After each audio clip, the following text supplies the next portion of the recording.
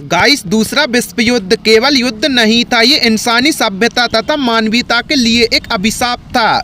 इसने पूरी दुनिया में तबाही मचा दी और लाखों जानें इस युद्ध की भेंट चढ़ गईं। पूरी दुनिया गवाह है कि दूसरे विश्व युद्ध में जापानी सिपाहियों से ज़्यादा क्रूर और आज्ञाकारी सिपाही शायद ही कोई अन्य हो।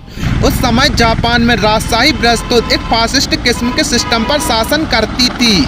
जनता को देश के लिए मरने और मारने की छूट मिली होती थी। कामिकाजे एक ऐसी प्रथा है जिसमें बचने का कोई मार्ग न मिलने पर सुमराई या कहिए फौजी अपनी मौत का उद्देश्य बनाकर ही लड़ता है। गाइस, यूं तो 1945 में दूसरा विश्व युद्ध खत्म हो गया था, परंतु इंपीरियल जापानी आर्मी का एक सिपाही हुरी ओनोदा युद्ध विराम के बाद भी 1974 तक अपने दम पर लड़ता रहा। 1945 में फिलीपींस के एक मिशन के लिए उसे भेजते समय आदेश दिया गया था कि किसी भी हाल में वो समर्पण ना करे। इसी उद्देश्य के कारण वो 1974 तक लड़ता रहा। जब उसे पता चला कि ये युद्ध 1945 में ही खत्म हो चुका है, तब उसे बड़ा आश्चर्य हुआ।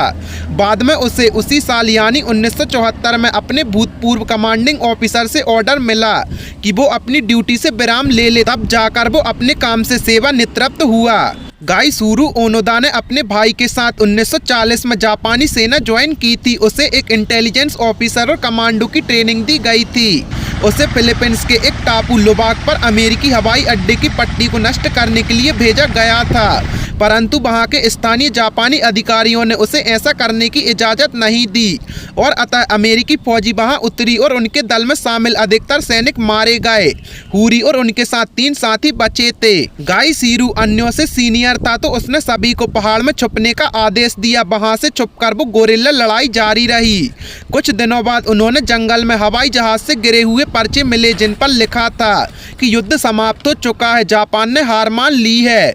उन्होंने सोचा कि जापान तो हार नहीं मान सकता और उन्होंने इसे झूठा प्रचार समझकर मानने से इनकार कर दिया। हीरू और उनके साथियों का संघर्ष जारी रहा। 6 साल बाद उनका एक साथी भाग गया। गाइस, फिर पर्चे गिरे जिसमें साथी की आत्मसमर्पण की जानकारी थी। ये पर्चा पढ़कर तो हीरू और उसके 2 साथियों गुस्सों से पारावान ना रहा। उन्होंने मरते दम तक देश के लिए संघर्ष की कसम खाई। कोई भागे तो उसे दूसरे को गोली मारने का हक था।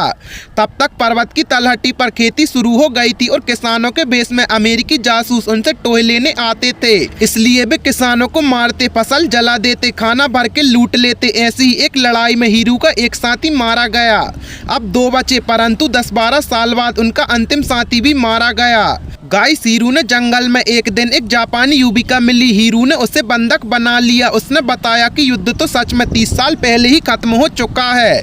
गाइस, जापान पर एटम बम गिराए जाने और उसके बाद जापान के आत्मसमर्पण से लेकर तत्कालीन समाज की जानकारी उसने हीरू को दी, परंतु हीरू ने अभी भी यकीन नहीं कर पाया। उसने कमांडिंग ऑफिसर का आदेश था कि आत्मसमर्पण नहीं करना। युविका को उसने छोड़ दिया। उसी युविका ने जापान जाकर हीरू के कमांडिंग ऑफिसर को खोज निकाला और उसे फिलीपींस लाई। हीरू ने पहाड़ पर कमांडिंग ऑफिसर अकेले गया। उसने शाबाशी दी और कहा, युद्ध खत्म हो गया है, आत्मसमर्पण कर दो। गाइस, हीरू ने सिर झुकाया, सैल्यूट किया और जमीन पर बैठकर जार जार रोने लगा। 30 साल आंखों के सामने घूम गए, जिसका संघर्ष, उसके साथियों की शहादत, उसके हाथ से कत्ल हुए लोग सब बेकार। इतने सालों तक वो फौजी नहीं था। गाइस, ये वर्ष 1974 था। फटी हुई वर्दी पहने हीरो ने अपनी एसॉल्ट गन, कुछ कारतूस और सुमुराई तलवार के साथ फिलीपींस के राष्ट्रपति के समक्ष आत्मसमर्पण किया। उस पर 30 से ज्यादा हत्या के मामले थे, मगर माफी दे दी गई। उसके बाद हीरू अपने देश लौट गया। गाइस, आपको इस घटना के बारे में जानकर कैसा लगा हमें कमेंट सेक्शन में जरूर बताएं और ऐसी ही अमेजिंग फैक्ट्स के लिए अपने चैनल को सब्सक्राइब करें।